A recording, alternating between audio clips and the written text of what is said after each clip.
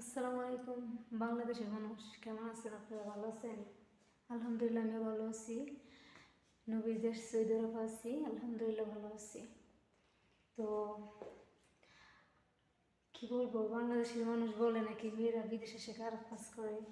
এসব বলবেন না, ঠিক আছে? এসব বলবেন না, কারণ মেয়েরা বিদেশে এসে খারাপ কাজ করে না। এই যে দেখেন, আমরা মাদ্রাসায় কাজ করি, আমার একটা বিল্ডিংয়ের দায়িত্ব, মানে ফুল মেয়েরা, সব যত মেয়েরা কাজ করি, আমরা 7 জন কাজ করি, 7 জনের 7টা বিল্ডিং দিচ্ছে। আমরা একটা বিল্ডিংয়ের মধ্যে 11টা করে রুম, কম্পিউটার রুম, এই যে কম্পিউটার রুম দেখছেন আপনারা, এই দেখেন কম্পিউটার রুম। আর আপনারা কী বলেন, মেয়েরা নাকি এই দেশে, এইসব দেশে খারাপ কাজ করে। ভাই সব দেশ এক সমান না ভাই।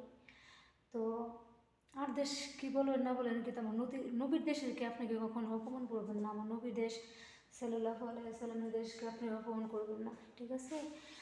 মানুষ অনেক ভাইয়েরা বোনেরা আছে বলে মেয়েরা নাকি বিদেশে এসে খারাপ কাজ করে। ভাই এসব বলবেন না, ঠিক আছে? আর আমি দেশে থাকতে মনে করেন কি বলবো, আমি দেশে থাকতে অনেক মানুষ এই অবহেলা অপমান করছে, কিন্তু আজকে বিদেশ আসছি, সবাই আমাকে কল দেয়, বলে কেমন আছিস রে, কী আসে বিষয়, বিপদে হলে বলে যে 2000 টাকা লাগবো, কী আসে বিষয়। আসলে ভাই জানেন, দেশে থাকতে অনেক কষ্ট করছি, অনেক কষ্ট করে, মানে আর ভাগ্য লাগে নবীর দেশে আসতে, ঠিক আছে? সাল্লাল্লাহু আলাইহি ওয়াসাল্লাম, আমার নবীর দেশে আসছি, আমার অনেক ভাগ্য, ঠিক আছে? আমি আমার মাকে অনেক ধন্যবাদ দিই যে আমার মার ঘরে, আমি এমন মার ঘরে জন্ম নিয়েছি, মানে আমার মার অনেক ভাগ্য যে তার সন্তান নবীর দেশে আসতে পারছে, নবীর দেশ দেখতে পারছে। তো ভাই এসব কথা বলবেন না, বললে অপমান করবেন, কে নারীজাতকে অপমান করবেন না। আপনারা তো মা বোন আছে না, এসব কথা বলবেন না। এই যে দেখেন ভাই, এই যে দেখেন, সব ভোলা মুছার লাগে, ক্লিনার করার লাগে, মুখ মারার লাগে, সব কাজ করার লাগে ভাই। টাকাটা এমনি আসে না ভাই।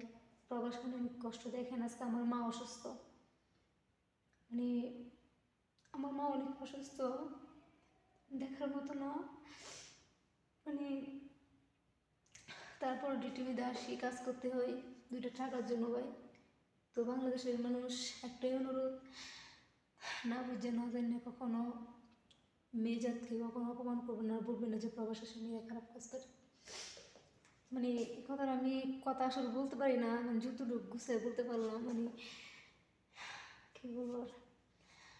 তো ভালো থাকবেন আপনারা, দয়া করে অনুরোধ, মানে প্রবাসী মেয়েরা কখনো খারাপ বলবেন না।